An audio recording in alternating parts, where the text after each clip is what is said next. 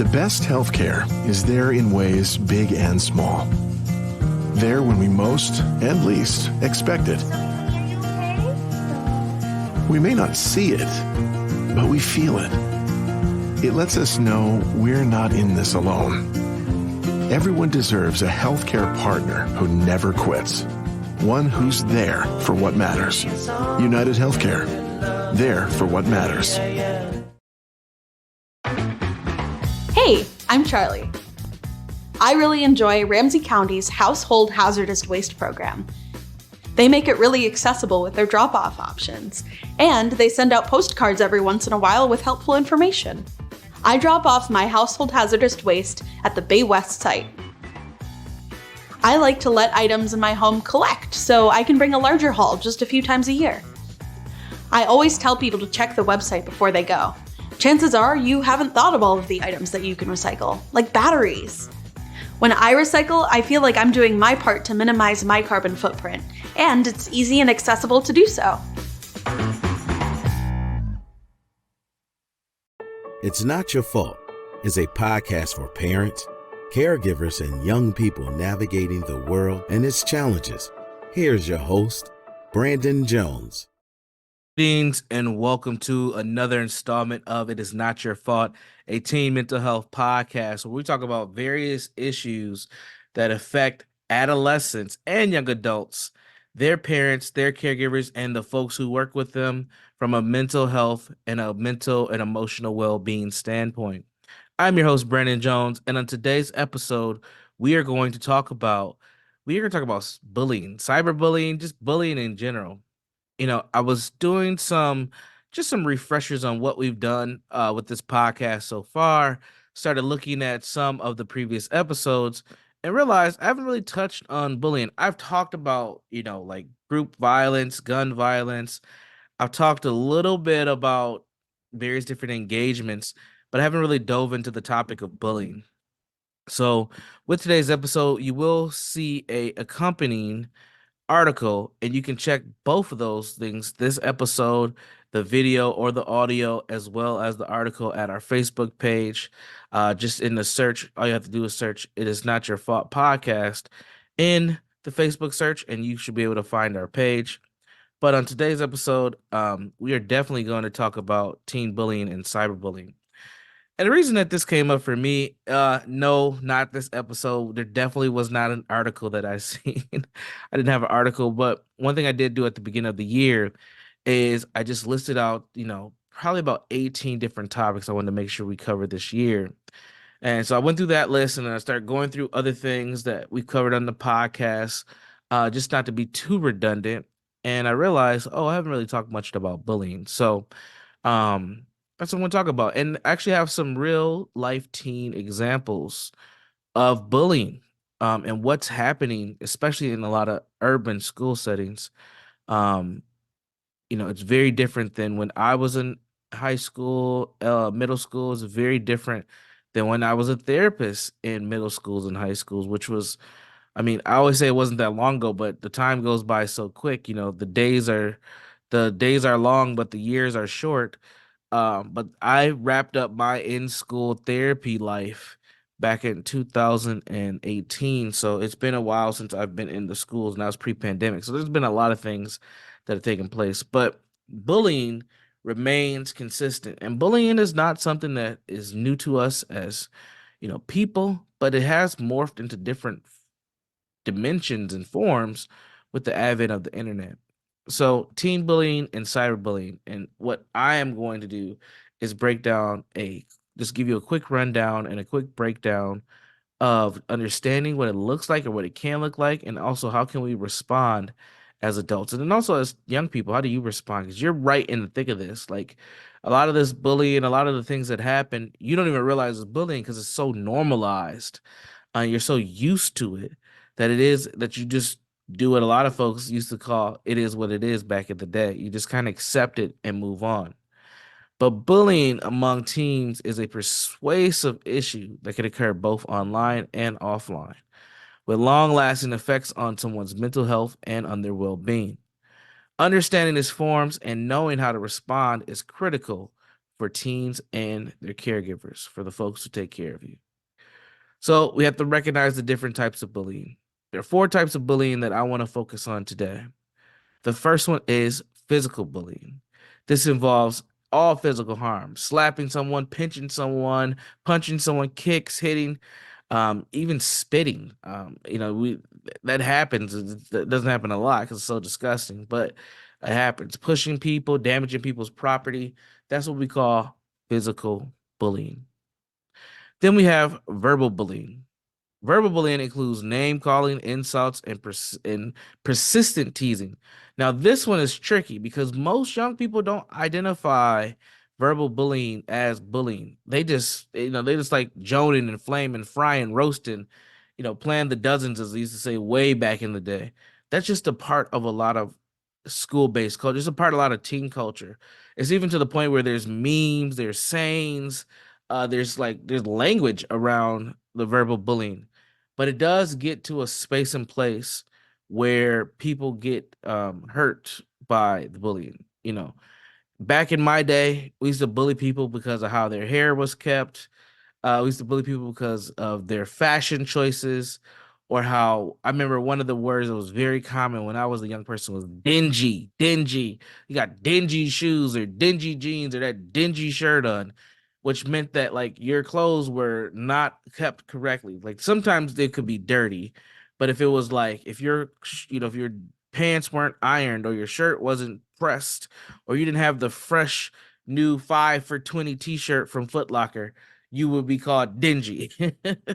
or we would say things like, oh, that's busted. Like we used to have our own lingo and we used to bully each other based on that, which meant what? If you didn't want to be a kid who was considered dingy, bummy, or busted, you would actively do things, usually the night before or the morning of school, to prevent that. You would be scrubbing your sneakers with a toothbrush or ironing your shirt to the point where your shirt almost felt like a cardboard box because you use so much starch and things like that. Like this is what the things we used to do when I was a kid. Nowadays, and the kids that I work with, these kids are bullying each other because they don't have designer clothes. I'm like, what? Like, okay, you don't have a Gucci belt or some Louis Vuitton print on your Air Force One, so now you're gonna bully somebody? Like, it's just ridiculous. Like, no middle school kid should even be thinking about Dior or Montclair or any of these, these designer brands. But this is where these kids are getting it from, which is online. They want to emulate a lot of the people they see online. Usually it's not like back in our day, we would say celebrities, but the people these kids want to be like are influencers. These are folks who have social media presence. They're making money online. They're driving around in Lamborghinis and they're like 17 years old. They have designer stuff. They have all this accessible cash because they figured out how to utilize social media to make a income and a life. So these kids want to, just like any kids, they see that stardom and they want to emulate pieces of it so that they feel like they have quote unquote clout. Because believe it or not, the biggest currency amongst teenagers today is clout. Everybody wants to have a reputation. Everybody wants to have a name. And if you don't know what clout is, that's one of those words you can just go ahead and Google, get your urbandictionary.com on and learn about that because it's such a key and vital thing to these young people. They care more about the respect that they get on their name and how popular that they can become. That's one of their driving motivations. And it's something that you don't typically see within a youth population. You usually see that type of behavior with folks who strive to have high status and I'm about to say something, but I'm not saying that young people are this, or narcissist. I'm not saying that young people are narcissists, but I think that we have a level of narcissism within our cultural element today that is fueled by a lot of the marketing, and it has crept into the youth culture where people want to be the cutest and the flyest and the coolest and the snarkiest or the funniest. Like they're all striving for a top position within their circles, and it's leading to depression and anxiety and people feeling, low self-esteem and not feeling their best selves because everybody's trying to maintain a level of quote unquote clout or status. It's something that people have talked about, probably not using the same languages I am using because, I like to code switch and go from the street to the academia. I like to do that because that's how I communicate to people. If you don't do that, you're only talking to, one or a few segments of the society. You have to be able to talk to everybody. So, let me get through the rest of these. I'm just kind of, going deeper than I expected to go, and I haven't even got to the other two forms of bullying yet. All right, the other two forms of bullying are social bullying, often subtle, involves spreading rumors, excluding others from groups, and other relational tactics to isolate someone. Again, this ties into the social media world, as I was saying, this ties into the cloud as well, where people start to identify themselves in groups. The classic back in the day, we used to have the jocks and the nerds and the mean girls. Um, we have all these different groups, the cool kids, the fraternity, the sorority, the row club, the band. Like, even there's even hierarchies within these groups that are perpetrators and dominant by, or they're not perpetrators. There were those hierarchies in the perpetrators and the people who are victimized. So, like, I remember one of the things that we used to always tease at my high school were the kids who was in theater. Like, they had their own level of clout, though. Like, the theater kids had their own subcultures within theater, but we thought that we, as in I was one of the athletes, so we always thought they were just a bunch of cornballs, but they weren't. They were just had their own. They had their own swag. They had their own approach to life. They were doing their own thing as they were navigating the world. But even within their own dynamic, they had their own subgroups. So, social bullying is something that I think is a part of human behavior. And it just plays its way out in the high school and middle school dynamic. You don't see it too much in elementary. I mean, you do, but it's not as common because typically elementary school kids, they kind of cycle through friend groups. They're not really developing that identity, that social identity just yet. That's more of a like a sixth, seventh, and eighth grade phenomenon. And then finally, cyberbullying, which I kind of already talked about, but utilizing digital platforms to harass, embarrass, or threaten someone. One element of cyberbullying I did not share in this podcast is exposing people, exposing their like their nudes or any sexual content that they may have created or shared privately with someone. That is something that we've seen people get into some serious trouble with as of late. All right. I'm gonna have to do a part two of this because I have so much more to talk about. And I'm sitting here running my mouth and the podcast is almost over. So we're gonna title today's podcast recognizing the differences of bullying. And then we're gonna get into it. We're gonna do a series. And then we're gonna get into strategies for dealing with bullies. And then how do we talk to our young people about this? Because this is something serious. So again, let me reiterate those 4 types of bullying so that you understand what type of bullying young people are dealing with. There's physical bullying, there's verbal bullying, there's social bullying, and there is cyberbullying. These things can be intertwined or you can see them separately. But most young people are experiencing this or have experienced it, and they're participating, whether they are the bully or the victim. That's one thing that's also unique about today's young people. They can play both roles at the same time. Back in the day, we used to say hurt people hurt people. And they would say that, bullies are bullied themselves typically at home. That no longer remains true. Bullies are a part of the culture. It's a part of the culture now, the youth culture, to talk about other people, to one up on someone else. As the young people like to say, get your lick back. So if anything happens to you, you need to perpetrate back on them. This is a phenomenon that we have to pay attention to. This is not the bullying of the 1980s and the 1990s. This is a whole new level of bullying. And I'm just here sounding an alarm, but also saying it's not the end of the world, but it is something as parents, caregivers, and youth workers we have to pay attention to. All right, I'm over my time. I've been talking way too much.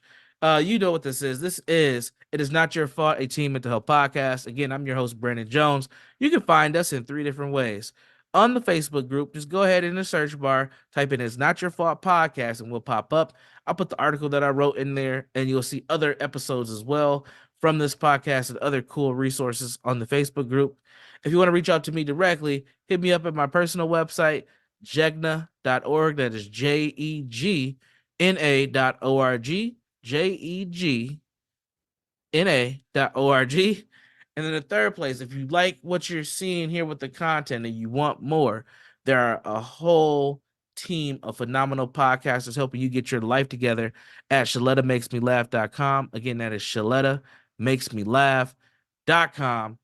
And we will see you in the next episode where we'll continue this conversation. Until then, be safe, be constructive, be well. We're out. Peace.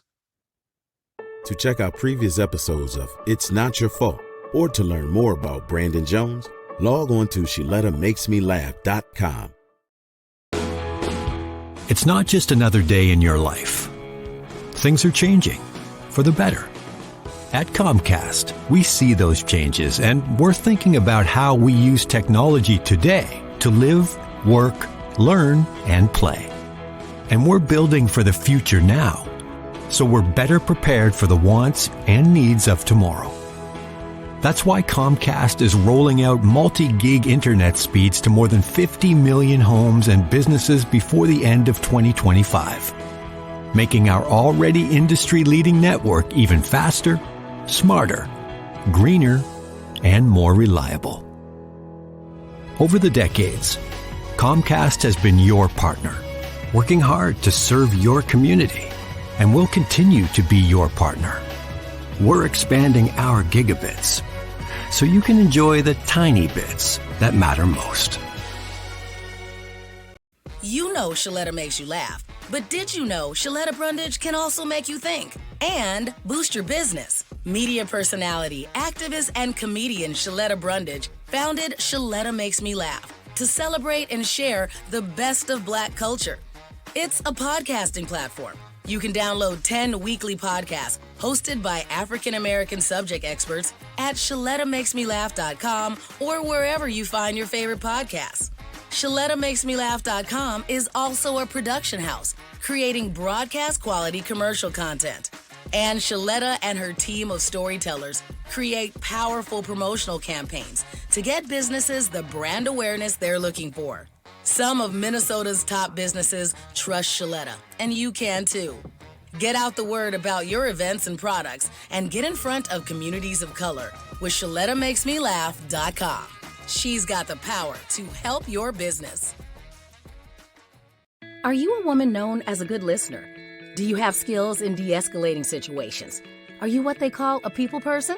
Then the Minneapolis Police Department would like to meet you. Now in a rebuilding phase, the Minneapolis Police Department is recruiting more women to wear the badge. The department offers career options for women with a high school diploma or GED. There are also opportunities for women with 2- and 4-year degrees who are ready to apply their skills in new ways. Police work makes a great second career for social workers, teachers, nurses. Women in their 30s and 40s are welcome to apply. There's no age cap. You'll be paid while you train and mentored by veteran women officers invested in your success. Minneapolis also welcomes current police officers to join the state's largest department. Make a difference on the streets, working in your community, in a career with competitive salaries and generous benefits. Go to minneapolismn.gov and search police jobs to find out more. Here's a reminder. COVID-19 is a disease caused by coronavirus germs that pass easily from one person to another. Symptoms may show up 2 days or 2 weeks after you are already around someone with COVID-19. COVID-19 affects the nose and throat and sometimes affects the lungs, making it hard to breathe normally. Symptoms of COVID-19 can include fever, chills, cough, headache, muscle pain, sore throat, fatigue, or loss of taste or smell. Stomach symptoms like nausea, vomiting, or diarrhea can occur but are less common. And some people with COVID-19 will not have any symptoms. Even after recovering from COVID-19, fatigue, cough, or joint pain continues for some people. If you have symptoms, get tested. Talk to your healthcare provider with questions or concerns about symptoms. And remember, getting vaccinated is one of the best things you can do to protect yourself from COVID-19.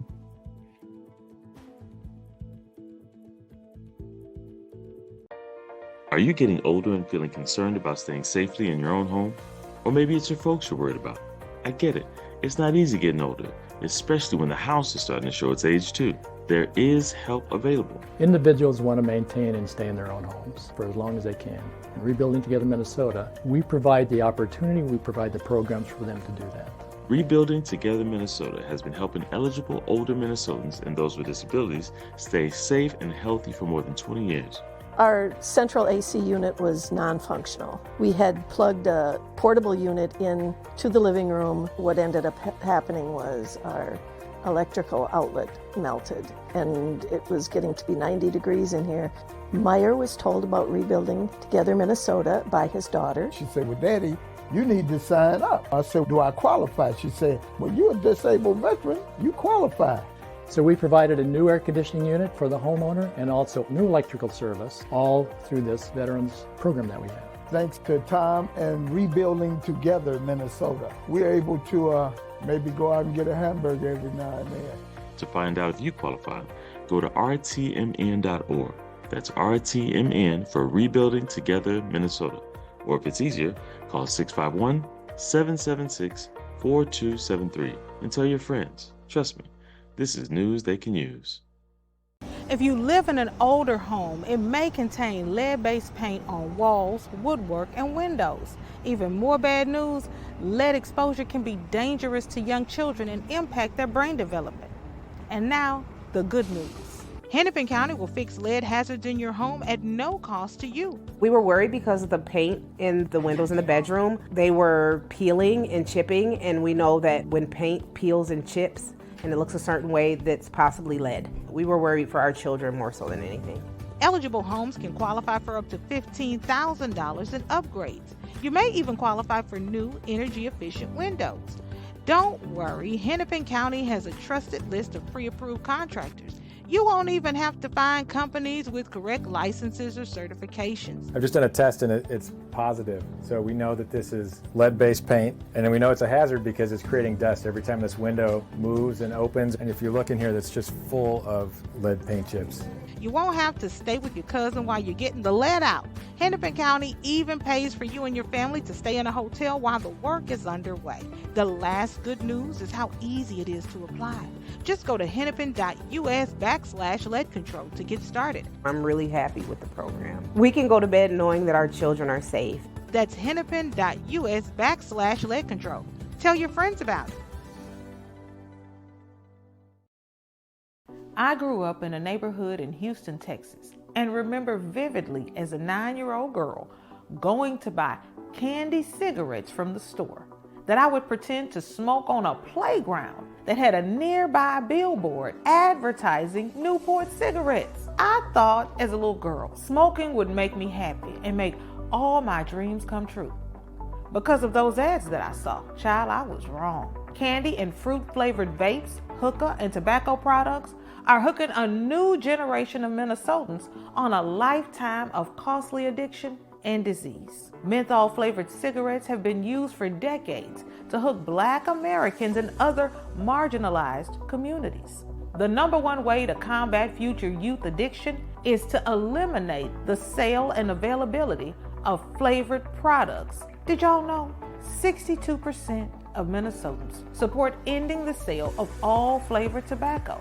There is a proposed bill sitting at the Capitol right now that would end the sale of flavored commercial tobacco products. Now, I want y'all to get more information, so tell your legislator, now is the time to stop failing our children. Minnesota can't wait another year to end the sale of all flavored commercial tobacco products. Visit this website, flavorshookkidsmn.org, to learn more.